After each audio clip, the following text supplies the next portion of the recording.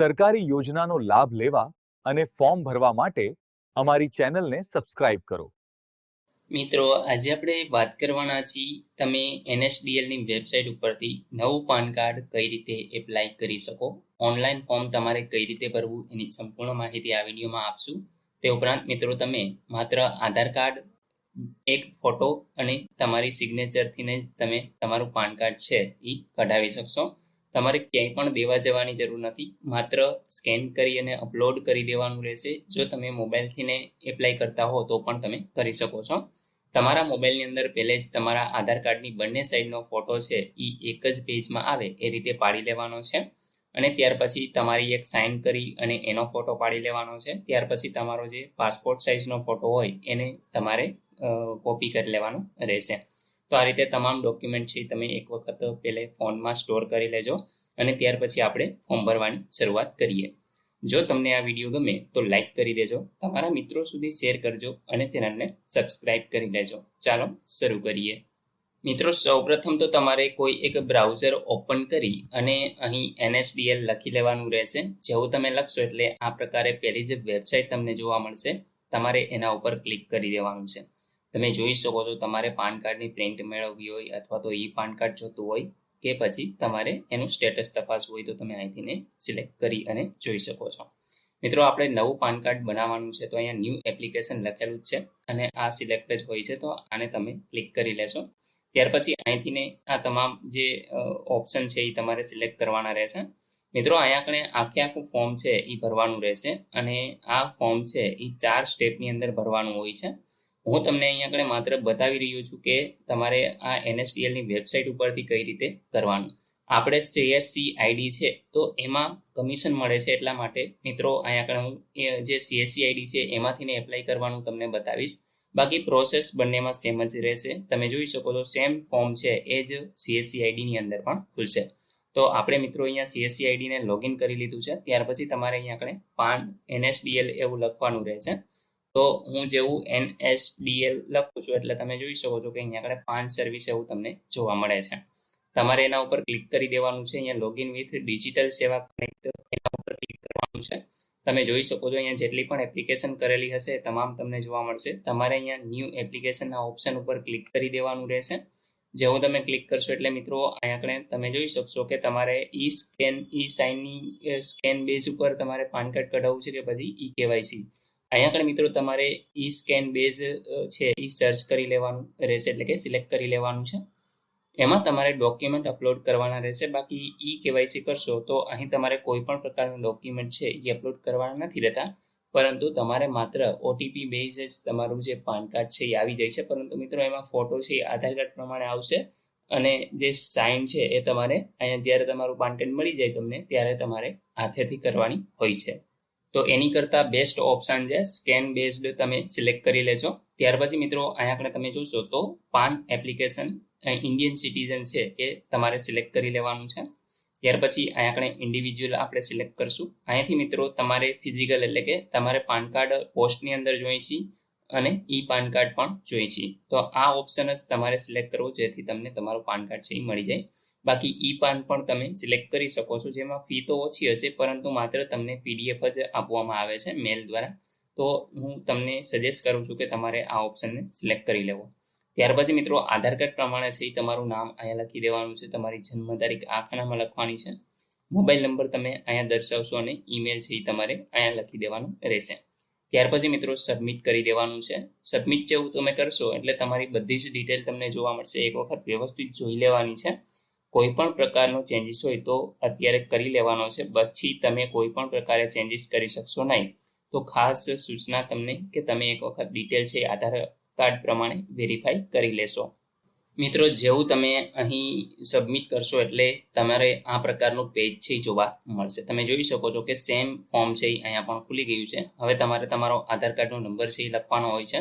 અહીંયા આધાર કાર્ડ પ્રમાણે તમારું નામ છે એ લખવાનું હોય છે. ત્યાર પછી અહીંયા ટાઇટલ સિલેક્ટ કરવાનું હોય છે. શ્રી, શ્રીમતી કે જે પણ હોય એ તમે અહીંથી સિલેક્ટ કરી શકો છો.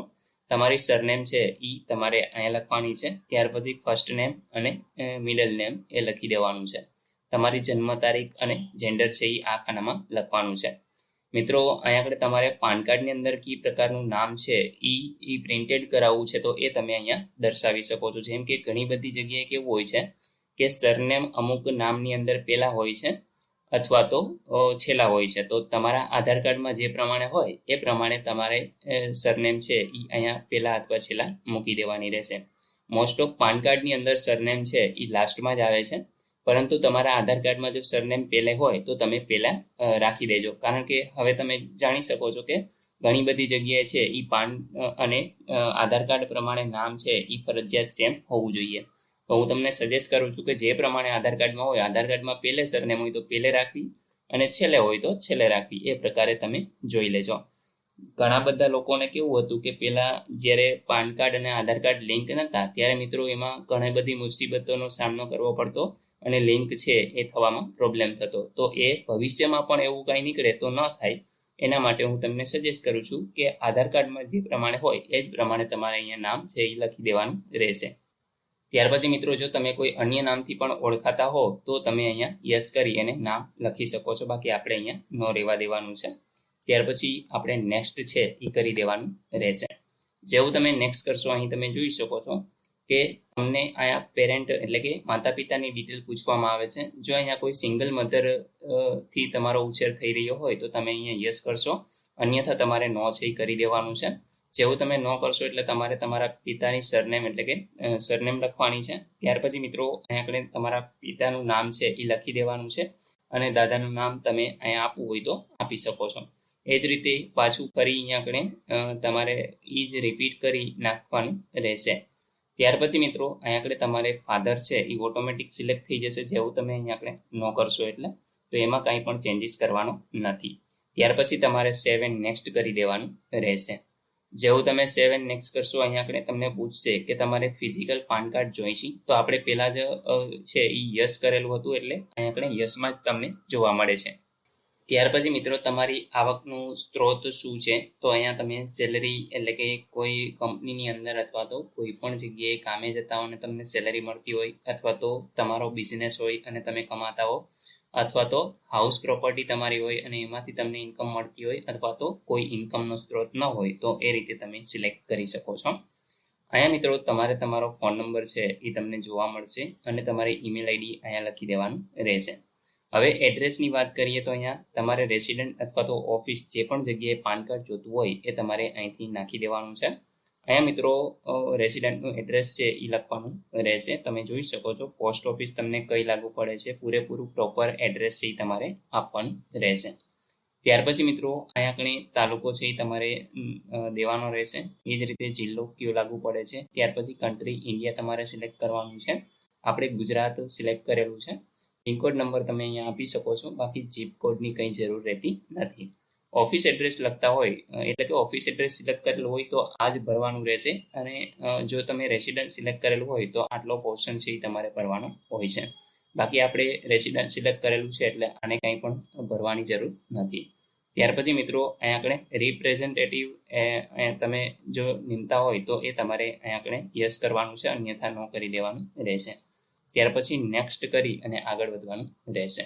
અહીં મિત્રો જેવું તમે એડ્રેસ નાખશો એટલે અહીંયા આપણે એરિયા કોડ, ત્યાર પછી એવો ટાઈપ અને રેન્જ કોડ, ત્યાર પછી એવો નંબર આ છે આવી જાય છે. આ આપણા એક વિસ્તાર પ્રમાણે નક્કી થાય છે, એ ઓટોમેટિક જનરેટ થઈ જાય છે. તો આમાં આપણે કંઈ પણ કરવાનું નથી, ડાયરેક્ટ નેક્સ્ટ કરી અને આગળ વધવાનું રહેશે.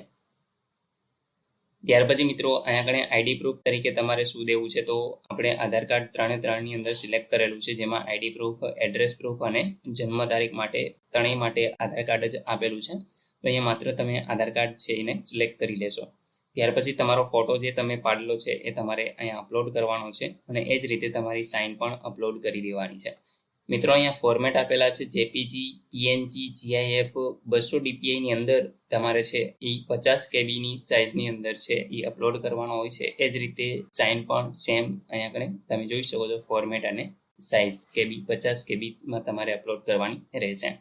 તો મિત્રો અહીંયા ચૂઝ ફાઇલનો ઓપ્શન છે, એના ઉપર તમે ક્લિક કરશો. તમારા ફોન અથવા તો કોમ્પ્યુટરની અંદર જે પણ જગ્યાએ ફોટો પડેલો હોય એ જગ્યાએ સિલેક્ટ કરી અને અપલોડનો ઓપ્શન ઉપર ક્લિક કરશો એટલે આ રીતે તમને ફોટો છે એ જોવા મળશે. જો કોઈ બીજી ફાઇલ આવી ગઈ હોય તો અહીંથી તમે એને ક્લિયર પણ કરી શકો છો. ત્યાર પછી પાછું તમારે અપલોડ કરી દેવાનું છે. ત્યાર પછી મિત્રો એક પીડીએફ જે આપણે આધાર કાર્ડ છે એને અપલોડ કરવાનું હોય છે. તો અહીંયા ચૂઝ ફાઇલના ઓપ્શન ઉપર તમારે ક્લિક કરી જે પણ જગ્યાએ તમારા પીડીએફની આધાર કાર્ડની પીડીએફ પડેલી હોય એ સિલેક્ટ કરી અને તમારે અપલોડના ઓપ્શન ઉપર ક્લિક કરશો એટલે ડોક્યુમેન્ટ અપલોડેડ સક્સેસફુલીનો ઓપ્શન તમને જોવા મળશે અને તમે અહીંથી એને રિમૂવ પણ કરી શકો છો.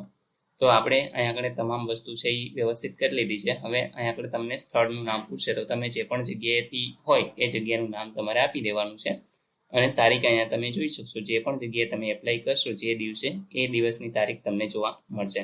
ત્યાર પછી મિત્રો તમારે સબમિટ કરી દેવાનું રહેશે.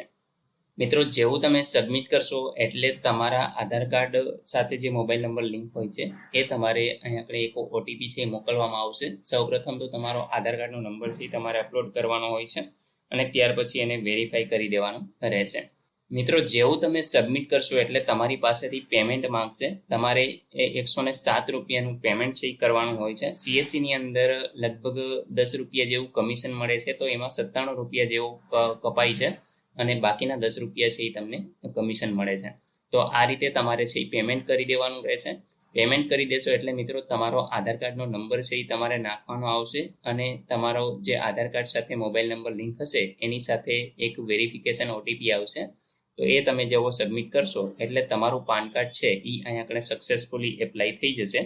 તમારે એનો જે નંબર આવે છે એકનોલેજમેન્ટ નંબર એ ડાઉનલોડ કરી અને સાચવીને રાખવાનો છે. ભવિષ્યમાં જ્યારે પણ તમારે એનું સ્ટેટસ જોવું હોય લગભગ 10 દિવસની અંદર તમને મેલમાં છે એ પાન કાર્ડ મળી જાય છે અને 1 મહિનાની અંદર તમને તમારા ઘરે પોસ્ટ દ્વારા પાન કાર્ડ આવી જશે. તો આખી પ્રોસેસ મિત્રો આ પ્રકારે હોય છે. આશા રાખું છું કે તમને આ વિડીયોની અંદર સંપૂર્ણ માહિતી મળી ગઈ છે. તેમ છતાં પણ કોઈ પ્રશ્ન હોય તો કોમેન્ટ દ્વારા પૂછી શકો છો. વિડીયોને લાઇક કરજો, તમારા મિત્રો સુધી શેર કરજો અને ચેનલને સબસ્ક્રાઇબ કરી લેજો જેથી આવી કોઈ પણ માહિતી આપ સુધી પહોંચતી રહે. વિડીયો જોવા બદલ આપનો ખૂબ ખૂબ આભાર. મળીએ એક નવા વિડીયો સાથે. ત્યાં સુધી જય હિન્દ. આ વિડીયો ગમે તો લાઈક કરો, તમારા મિત્રો સુધી શેર કરો અને ચેનલને સબસ્ક્રાઇબ કરો. જય હિન્દ.